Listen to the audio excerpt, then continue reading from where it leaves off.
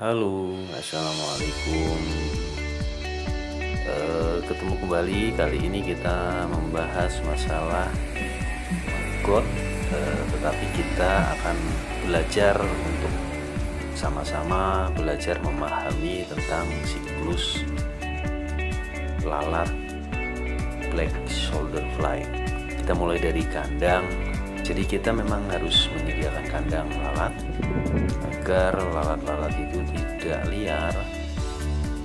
Tujuannya adalah ketika mereka bertelur, kita bisa memanen telurnya. Nah, kita juga menyediakan eggis atau tempat mereka bertelur agar ketika telur sudah ada, maka kita mudah untuk memanennya. Nah, yang perlu kita ketahui adalah bahwa BSF atau black shoulder fly ini usianya sangat singkat. Si pejantan akan mati ketika mereka kawin, setelah kawin. Nah, sedangkan si betina setelah bertelur, mereka juga mati. Nah, itu harus kita pahami agar ketika kita membudidaya maggot tidak terputus di tengah jalan, ada persiapan. Nah, ketika mereka bertelur, ini wujud telurnya seperti ini. Kemudian kita tetaskan di media khusus. Nah, tujuannya adalah agar terhindar dari hama, karena ini juga cicak, kadal, tokek, bahkan tikus itu mau. Tikus itu kadang hanya buang air di situ, ya kita rugi nanti. Mereka tidak akan menetas. Ini kebetulan sudah menetas. Setelah 4 atau 5 hari baby maggot kita pindah ke biopon, baru kita pindah ke biopon.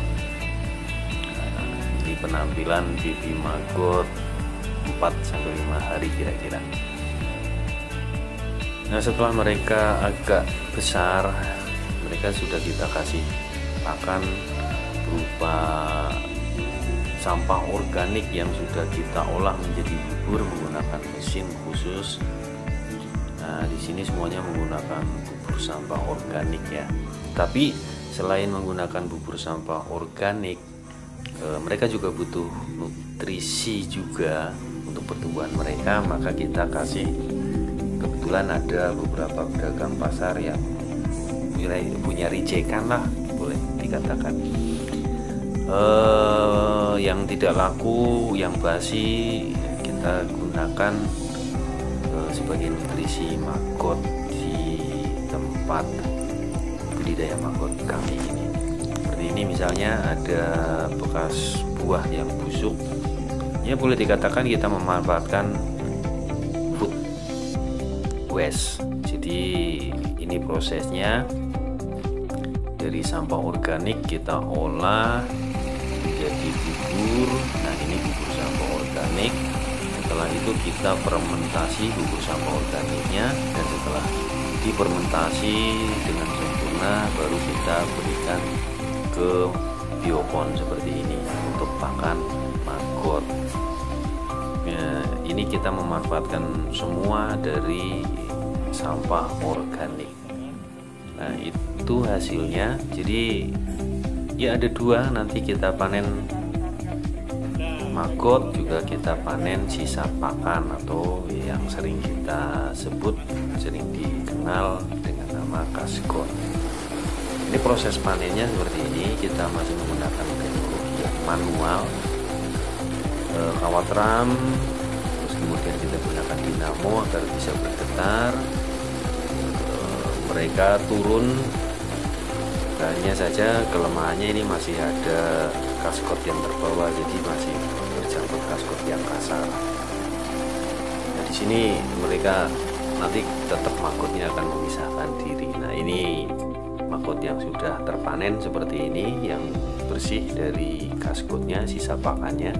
Ini sudah siap untuk dikonsumsi oleh hewan ternak kita, atau ya kita komersilkan lah. Nah, di samping panen maggot, kita juga menyisakan maggotnya. Jangan lupa itu untuk menjaga siklus. Nah, di biopon tersendiri yang kita ciptakan, kita bikin khusus untuk proses migrasi mereka. Nah, ini mereka sudah berpindah secara naluri, mereka berpindah sendiri ketika mereka masuk ke masa prepupa. Nah, setelah masuk masa prepupa mereka berpindah sendiri seperti itu, nanti terkumpul kita pisahkan lagi. Ini gambaran kasgotnya yang masih kasar ya. Jadi kasgot nanti juga kita ayak, itu masih banyak mahkotnya juga di atas masih kelihatan. Setelah kasgot diayak, hasilnya seperti ini, sangat lembut. Dan ini manfaatnya sangat luar biasa untuk tanaman, untuk tanah, bahkan bisa kita gunakan untuk pakan ikan, jenis ikan-ikan tertentu, ikan dasar seperti melem atau yang lainnya. Nah, tadi yang bermigrasi yang sudah menjadi prepupa, ini hasilnya kita kumpulkan menjadi satu, biarkan mereka berkumpul, bertapa, berpuasa di situ. Nah, mereka akan tidak bergerak nanti, masuk fase tidak bergerak. Itu bukan mati, tapi mereka sedang bertapa, persiapan untuk kembali menjadi lalat black shoulder fly.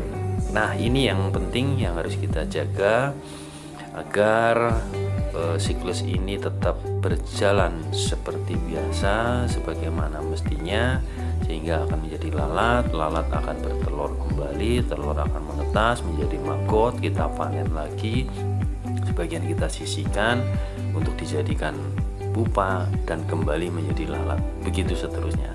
Semoga bermanfaat. Ini sedikit, yang lainnya nanti bisa kita bahas, kita ulas di kesempatan yang berbeda.